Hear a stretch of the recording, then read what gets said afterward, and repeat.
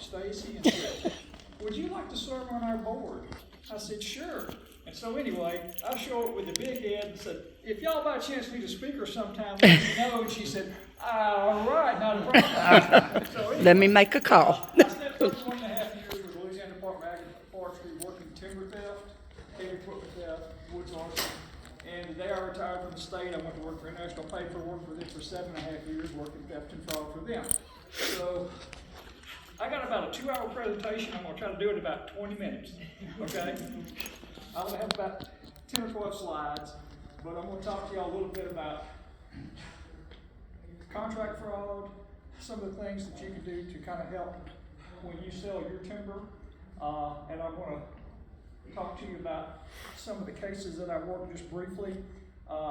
In all the time I'm doing this, not a single landowner ever said they put a knife to my throat or a gun to my head and said, "Give me your trees." They were such nice people. I heard that repeatedly. I can't believe they would do this to me. So anyway, it's white collar crime, and but I want to just kind of talk to y'all about it a little bit. 2 ways to sell timber: lump sum. That's the safest way to sell timber. You come out and the guy offers you $10,000, and you write you a check, and you do the timber deed. Ideally, you bid the timber off, seal bids. That is the best way to sell your timber, the least risk to the private landowner. I'm going to solicit bids, give you 2 months to do this, and you send the bids in, and the high bidder wins. And you get your money, and 2 months from now, a tornado comes through and tears all the timber up, you still got your money. Okay? Oh yes, cut. This is the most prominent way loggers buy timber. Greatest risk to the landowner, but you see this the bulk of the time. You sign a timber cutting agreement. Your contract specifies how much you're going to get paid for the product. Saw logs, pulpwood, chip and saw. It's in the contract. As the logging progresses, you should get copies of scale tickets. You should get a loader's log. When the logging job's over, they have 30 days to pay you in full according to state law. If they don't pay you, then I used to be the guy you called, but now I've got his number, okay? We have some of the best timber laws in the whole country. And to give y'all a little background, we started doing timber theft in the early 80s, and it kind of progressed. And we had 12 agents that worked timber theft and woods arson. When I retired, we were down to 3. And so they built back up. But our guys are commissioned law enforcement. They wear badges, carry guns, have full arrest authority. And, they interview loggers, interview the landowners, get the records, put it together. It's kind of a lengthy process, but the nice thing about it is usually there's a positive resolution. The landowner gets all or some of their money back, and the person who gets caught, winds up with some type of a penalty, whether he gets prison time or, gets his name in the paper. It hurts him. I'm going to talk to y'all about some cases that I worked. Most common ways to defraud a landowner: not paying for all the loads. If you're an absentee landowner, or you get up every morning and you just go to work, the logger's out there, he's cutting the timber. How many loads did you cut this week? I cut 40. Well, he may have cut 50. You don't know. Okay, he's supposed to document it and give you those records. That's the most common way. Falsifying settlement sheets. You get a settlement sheet at the end of the logging job, and it says, "I cut 60 loads of logs and 40 loads of pulpwood." Well, they may have cut 70 loads of logs and just put it as pulpwood. And the other thing is contract fraud. Worked a case where the landowner got this contract and said, lawyer said, "You're going to get $40,000. And it puts on the contract according to the contract price of $8 a ton for pine logs instead of $50 a ton. $1.50 a ton for pine pulpwood, 25 cents a ton for hardwood. And So this is the case I'm talking about down in Charlotte, Washington. We had about 60 landowners in Louisiana and Arkansas, and they targeted absentee landowners, out-of-state landowners. You don't have any political connections, you don't know the sheriff, you don't know anybody like that, and every document they had a post office box on it. And so you couldn't go to their house and knock on the door of their office. And Charlotte would cold call people, and this was back in the early 90s before we had all the internet going. And anyway, no matter what you had going, if your mother was going in the nursing home, my mother's in the nursing home, I understand what it cost. I got 3 kids in college, I know what it cost. Okay, and before long, you thought that they were wonderful people. And you would sign a timber deed, and they would tell you how much money you're gonna get. You didn't get anything. They would sell the timber to legitimate loggers, they would cut it, and they wouldn't pay the landowners. We went to trial in Hot Springs, got a federal indictment, and the nice thing about Hot Springs, once you get out of the city, there's a lot of rural people live out there, and they have a lot of common sense. Danny and Charlotte showed up. She looked like she was at a Vogue magazine, the hair all done up, the jewelry all on. Danny was there with a $1,000 suit on and designer cowboy boots, and jury didn't take a lot to that, and they got 7¼ years in federal prison. So we documented over $1 million. And so, no knives, no guns, okay? Such nice people. So, these folks will get a contract from the attorney, and it says, here's your $3,500 and some scale tickets, and this is all we owe you for, instead of the $40,000 that they were promised. And so, anyway, it was good to get them out of the picture because they did a lot of damage to a lot of landowners. This is one of the best ones I worked, Mr. Jeffrey Scott Claiborne. He was probably one of the most prolific timber thieves in Louisiana. In interviews I did with him, he admitted to stealing about $15 million over a 10-year period from private landowners. And he wound up doing 3 years in federal prison. He would buy the timber. He even had business cards of his competitors, which were his partners, which rang at the answering service in Shreveport with different numbers. And I stopped by there, tracking them all down, and went to the answering service, and they also had a pack and mail place. And I showed up there, asking about him, and the lady who was behind the counter, she looked like she was about this big. Her husband was a police officer. She said, I told my husband, there's something wrong with this guy. But she said, I can't figure out what it is. Anyway, got ready to leave, and I got a subpoena for all the records, and I got everything from all the communications they had. And she said, oh, you want the stuff upstairs? I drove one of those big white Impalas that looked like a Shamu the killer whale. I had the back of the trunk full, the back seat and everything. He had hundreds and hundreds of letters that they would send out every month soliciting business. And he would come in and buy the timber and give a down payment, and he'd resell the timber. And anyway, we'd make a land on it. So,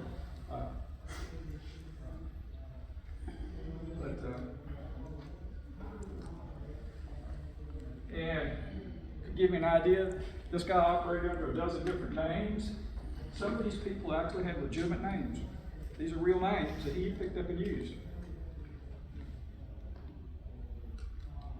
And then he had an assortment of companies, and some of these you may even recognize because they are still legitimate companies. But he'd drive down the road, see that company, and say, oh, well, I like that name, pick it up and use it. And have his business cards made, or here's my number, and the number would ring in Shreveport. And so anyway, this is what this guy did. This gentleman, diversified timber in Winfield, and everything I'm mentioning, you can look it up on Google. It's public information, okay? and he deployed 40-year-old Markstone container graphic packaging out of about $800,000. Okay? And he did that by turning timber in out of the wrong parish and using the wrong landowner's name. And some of y'all know this, some of you don't. Timber companies normally have a Gatewood regular price, and then they have a Gatewood special price. And that price can be significantly different. And so he turned timber in, it's coming off of these special tracks that he had when they were actually coming from tracks much closer to the mill. And so he was getting that difference. He made sure he paid all the landowners because he didn't want Jim knocking on his door saying, you hadn't paid the landowner. He paid all the landowners. But anyway, 3 of the largest timber companies in this area got taken. So my point is, if a timber company who does this every day, they buy timber, they sign contracts, as a private landowner, and y'all have the opportunity to meet with a multitude of private landowners serving on these boards, make sure they understand their risk, what they can do. And we'll talk about some of the things they can do to prevent it, but it does happen. 99% of the loggers in the business are good, hard, earnest working people doing a good job. But it's that 1% out there that kept me in business, okay, that paid the mortgage on my house.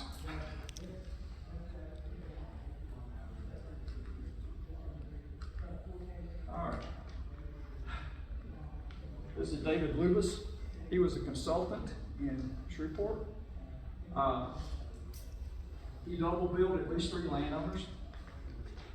He would sign a management agreement letter with these folks. Then he would have the timber cut, and he would go to the timber company and say, I need you to hold my commission check out and replanting cost. Cut me a check for that, and then cut the check to the landowner for their money. And he would take those checks to the landowner, that one check, and then say, oh, here's my bill for my 10% that you owe me for. And so he got paid twice. And we don't even know if all the timber got replanted. So anyway, we caught him doing this. As you drive south on I-49, you get south of Shreveport, and you see that big LSU Tiger sign over there? Mm-hmm. Yeah, that was one of the landowners. And he said, I came, knocked on his door and said, I think you have a problem.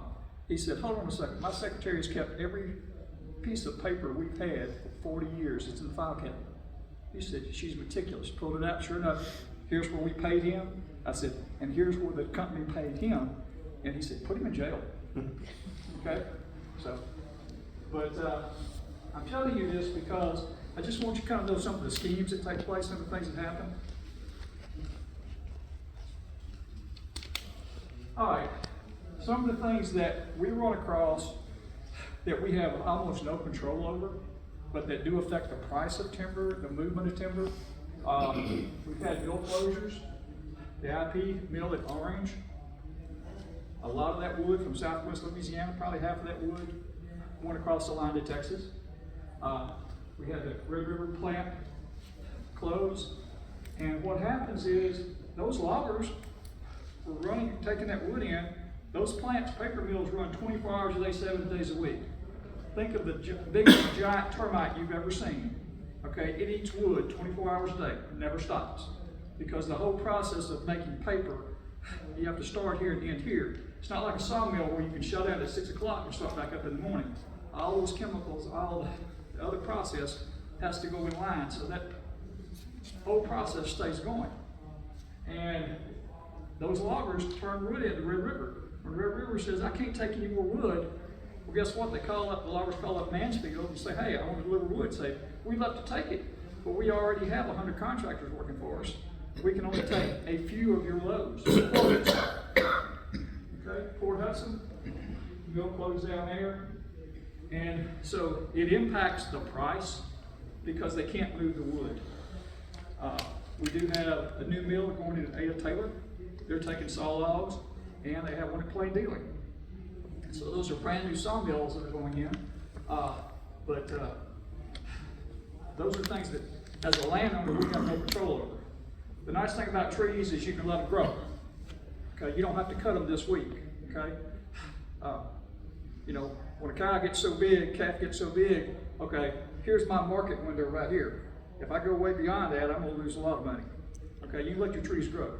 I can walk out every morning and get a cup of coffee and say, my trees are growing, they look good. Walk back in the house.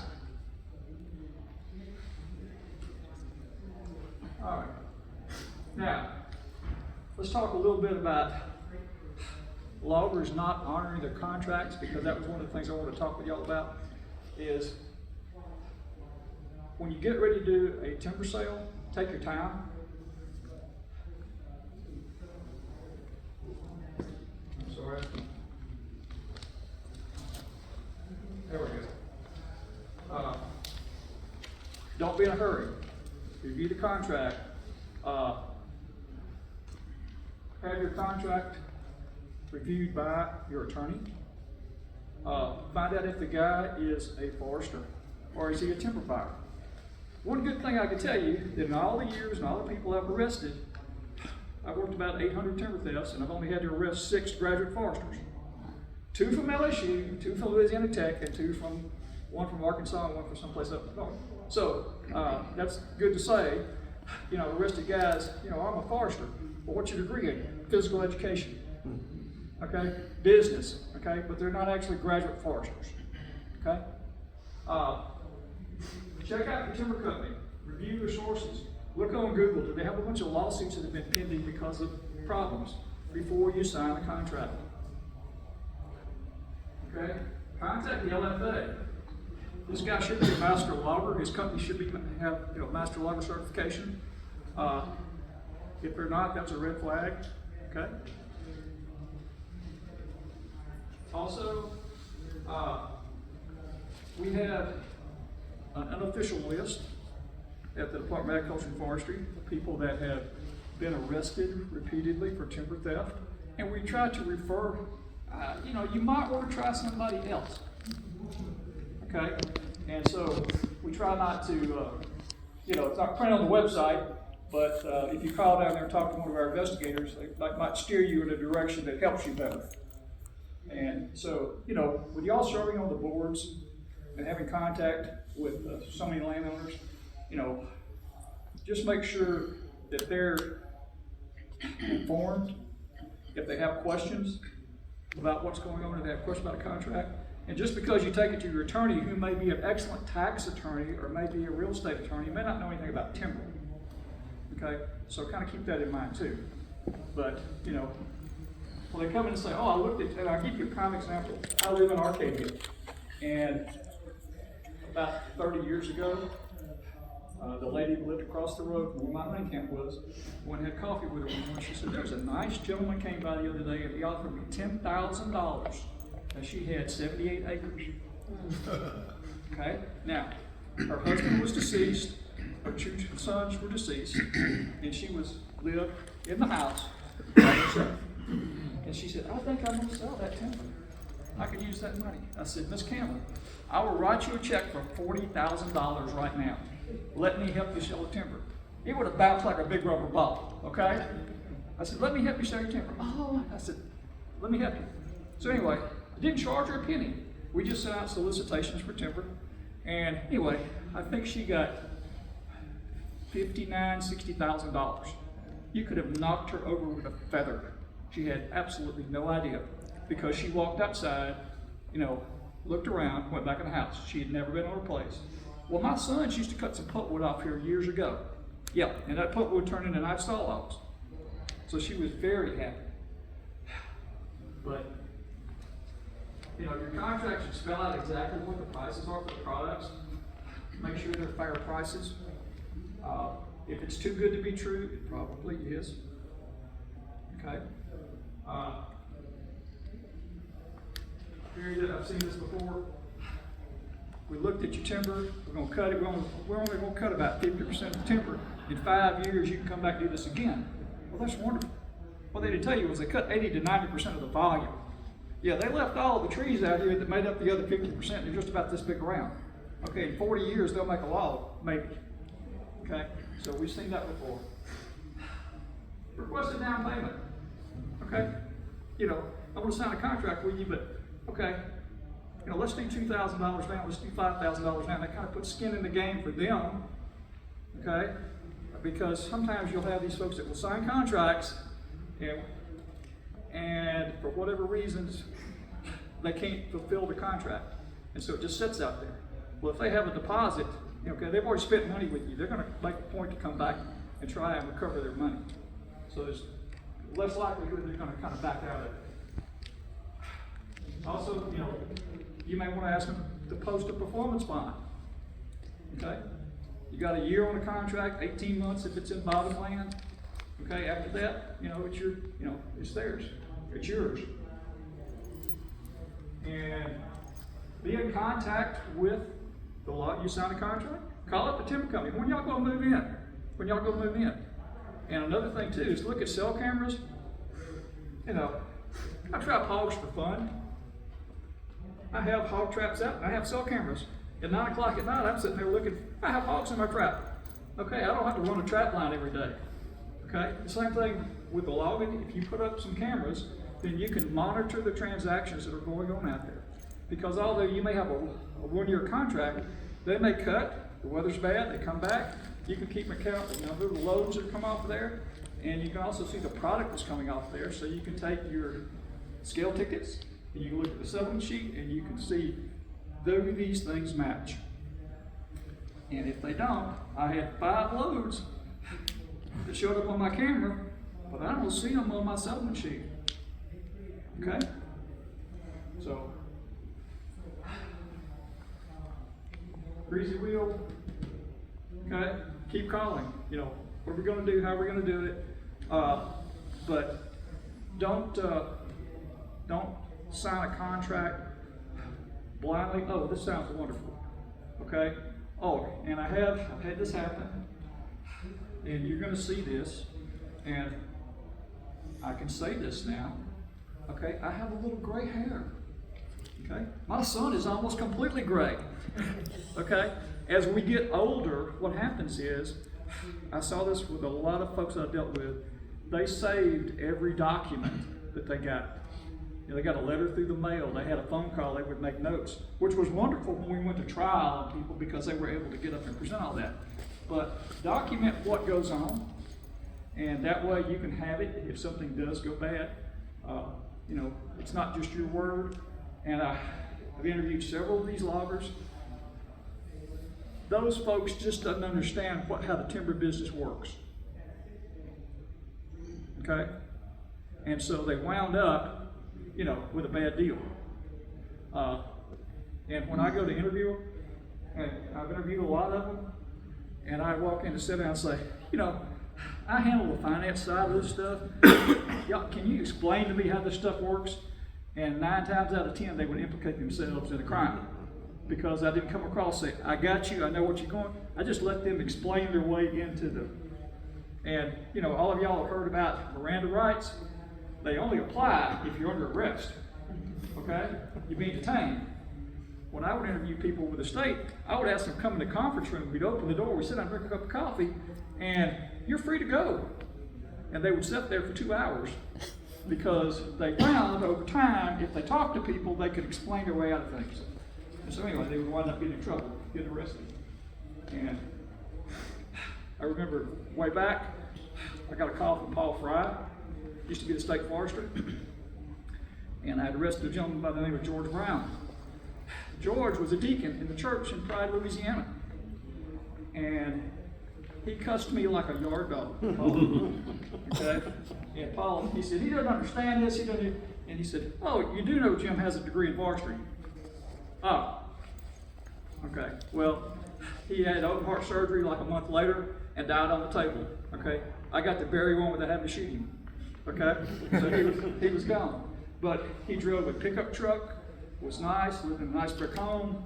He had 24 lawsuits that were pending against him. His son was the logger. He had the contracts. He cut the timber, and then he paid daddy, and he never paid the landowners. So,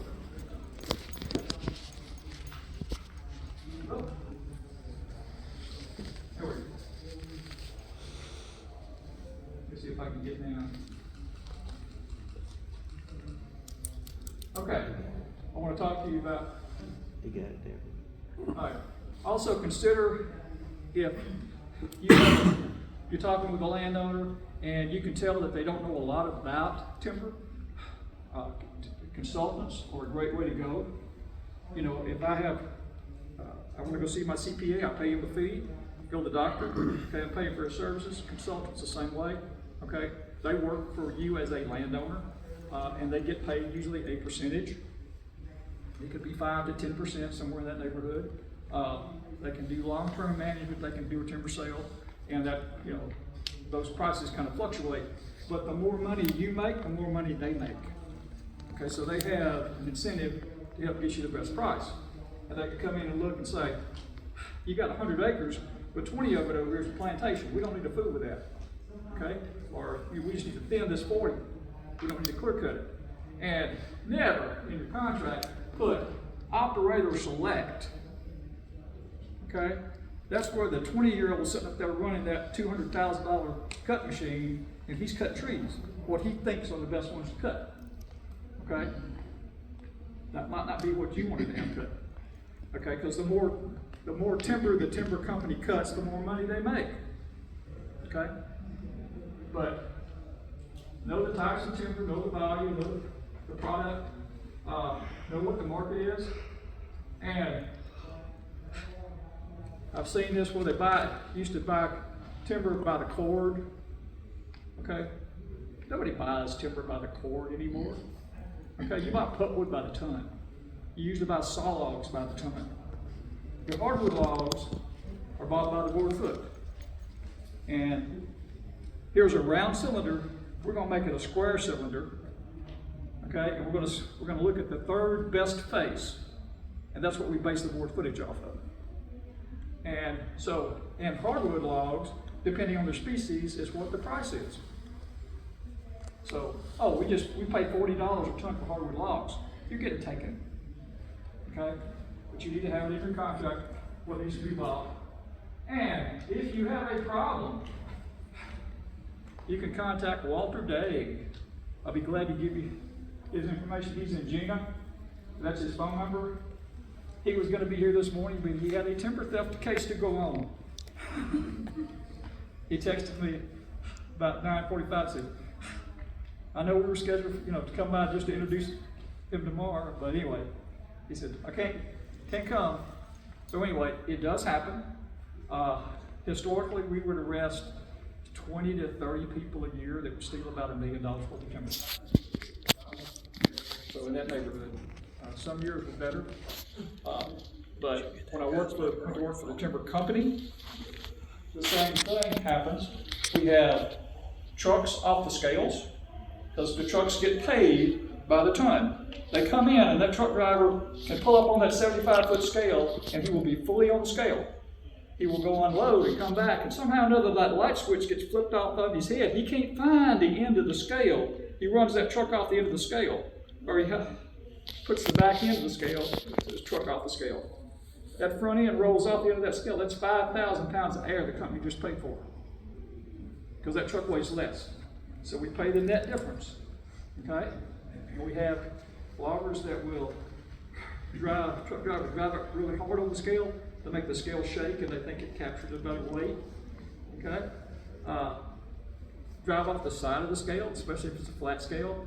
They'll pull their tires off to the side because they get paid more tonnage. The drivers get paid more. And we have instances where they're cutting on tracks that are not authorized to be on, and they're load delivery tickets. State law says any loads that leave the woods have to have a load delivery ticket, and they have to be filled out correctly with the landowner's name in the parish and the product and where it's going. And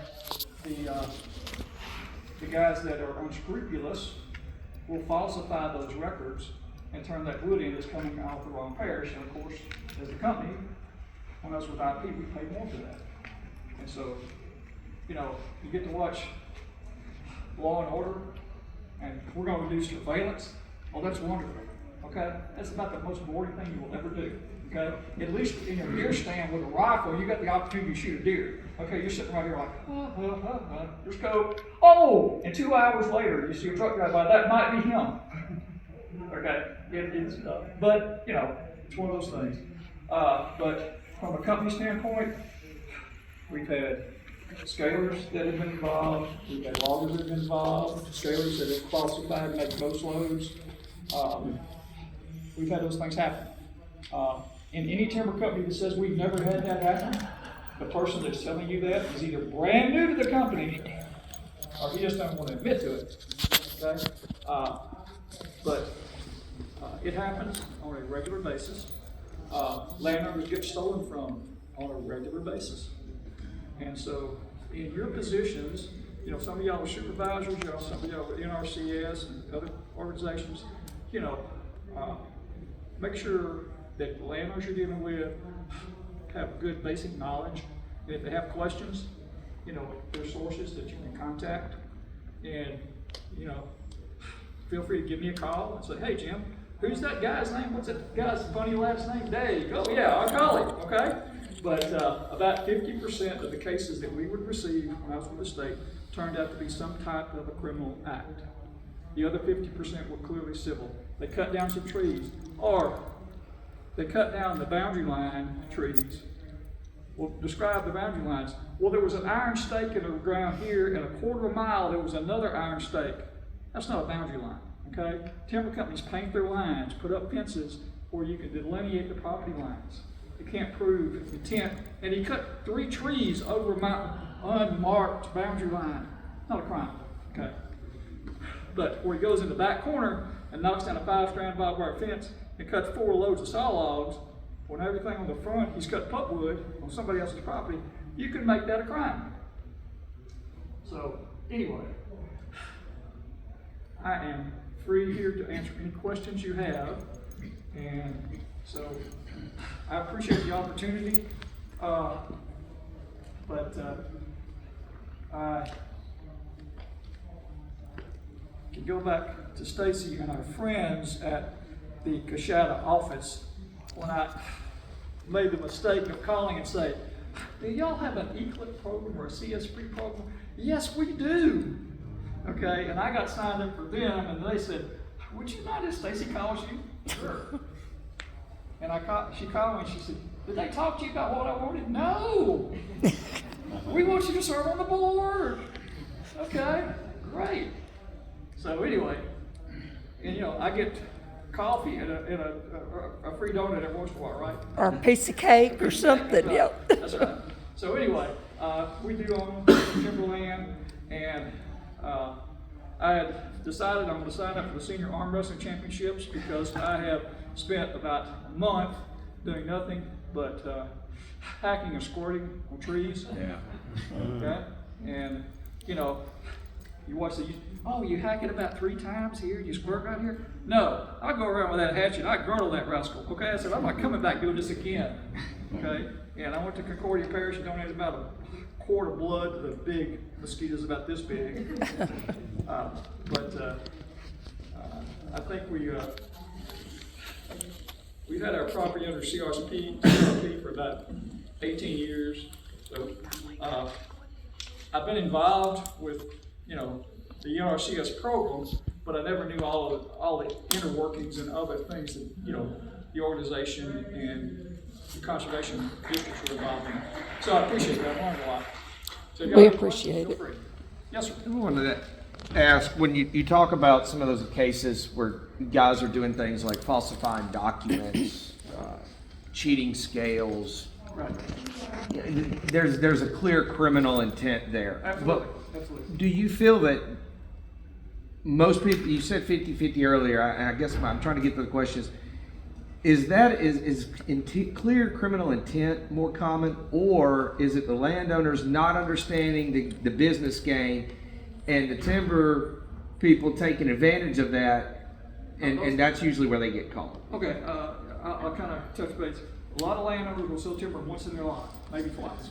Okay, so they're naive to all of the, they don't know what a scale ticket looks like. They certainly don't know what a load of business looks like. Okay, and so the guy comes in and says, we're going to do this, this, and this. Okay, they may not, they get a scale ticket, just look up, it's Greek. They don't understand it. They get a sewing machine that's been printed on a computer. They don't get the one that the logger actually used in the woods that's got the greasy fingerprints on it. So they can scam them from that standpoint. They don't understand, okay? And then for the other side, where there's actually clear intent, where the load tickets are falsified, okay? So that, you know, when they're putting the wrong name on there, the wrong parish on there, and when I interview the truck driver, why did you do this? My boss told me to, okay? Or he brought these out already filled out. That's the intent part. And you were saying that a lot of, they didn't pay the land or anything. Right. Did a lot of these folks try to turn it into a civil matter? Yes. Because I feel like that's the strategy to play there. Yes, what they do is they go to their attorney and say, we need to sue them. And I'll stop them right there. I say, okay, let's do this. If you file a civil suit, your possibility of criminal prosecution is pretty much out the door. Okay? Let's go forward with a criminal case. I can make the criminal case. And then follow it up. Knock on wood, I had a 100% conviction rate. Hey. Okay? Never lost. Okay? Dang. So let's make the criminal case, then your civil case is easy. The other thing about civil, if you get sued, okay, they can file for bankruptcy, and there may be a dozen other civil suits pending. Well, I'm fifth on the list. Congratulations. Your paper will yellow, and your grandkids will look at it, and you still won't have a nickel. But from a criminal standpoint, crimes cannot be adjudicated because of bankruptcy, okay? You look at a crime, okay? You did this, the judge says, the DA says, make $100,000 in restitution and you won't do 3 years, okay? I'll suspend the sentence. So you have a lot of leverage to make them pay the money back.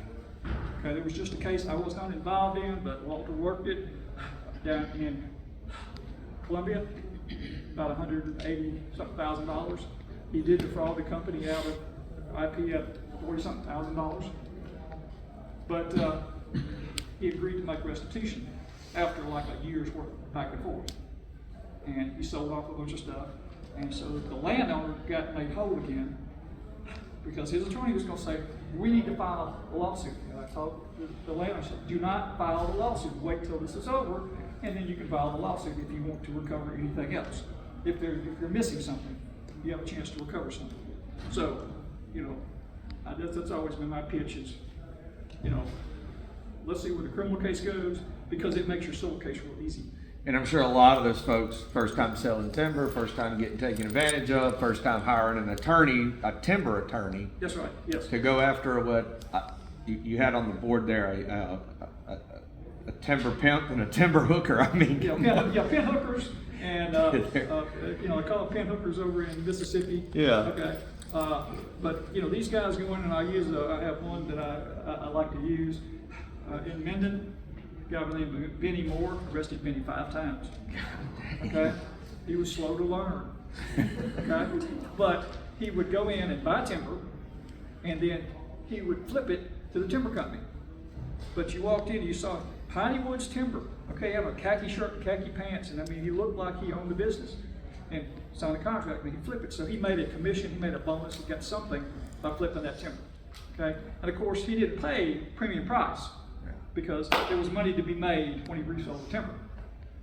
So, but yes, be careful with who you're dealing with, and take your time and check out.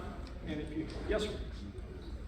You mentioned like some just general recommendations for landowners or maybe want to enter into a timber contract, and you recommended having performance bonds in there. So I've heard of those. I don't really deal with timber contracts directly much, but so for things like, you know, if a landowner says, I want to end the contract that you're going to do some level of repair to my roads, you're going to, you know, if you bust a culvert, I want you to replace it. If you break down a fence, I want you to replace it. Let's see that. If they don't do that, is that only a civil matter? Well, if you have, that's a civil matter. Yes, that's a civil situation. If you were able to get them to post some type of a performance bond and say, here's the pictures of my roads. I want them, you know, be this. I don't want to have big skidder ruts, and I don't want to have, you know, all my pitches knocked down. And if you do that, then you're going to be in violation of your performance bond, and it may be a $50,000, $100,000 performance bond. And, you know, so that's one way to kind of help from that standpoint. But you know, yes, sir. In addition, Jim, you know, when you and I were in our prime in the business, things were very competitive. As you pointed out, mill closures has been the biggest change. Right. What's happening today, in addition to those things that Jim outlined, which can still happen to you. Today, what's happening to the landowner is they're not gonna give you a performance bond because there's so much timber out there. They don't buy Mervyn's, they're gonna buy Glenn's. And in addition to that, what's happening to the landowner is you may have a stand that has a lot of chip and saw in it, which brings a higher price than pulpwood. And what's happening is, whatever they got a quota for that day, if it's just pulpwood, they load whatever they got in a set and they go to the pulp mill. So it's not necessarily that they're getting paid that extra for that chip and saw, but they're putting your chip and saw higher product into pulpwood. Those are the things that you face today. And what I would suggest is, like Jim suggested, is find out who you're dealing with. Number one, be sure they're reputable. And number two is it's worth, if you don't have the ability to go and check the job yourself, it's worth it to pay someone with the experience like a consultant or someone in the that understands the business. Right. That's just the only thing I know to do. Oh, I agree with you 100%. Okay? And, yes, sir. One thing I was thinking when you said that I have seen recently is if you put a sale out for products, pay as cut, you may have one or two bidders put on there a price for poles and oversized logs, which looks really good, and there's none out there. Right. And that landowner goes, wow, That's I right. got poles and oversized logs. I was just We've talking- gotta take this price. That's right. And it's, may not be, it's not illegal, it's probably, not a civil, it's just unethical Unethical. and trickery, That's right. I was talking with Walter here a while back. He said he worked a case up in North Louisiana. He said this logger came in and offered big money for good saw logs that had a 12-inch or 10-inch, 12-inch chip. Okay, and so great, real good money. The problem was, okay, it wasn't there, just like what you're talking about. But they signed a contract, okay, and then they took this up here to the mill. And they put the number 2 logs like $35 a ton, when normally they would have been 45 or 50. But they bumped that price down, but they put that out there as the bait, okay, and you got somebody,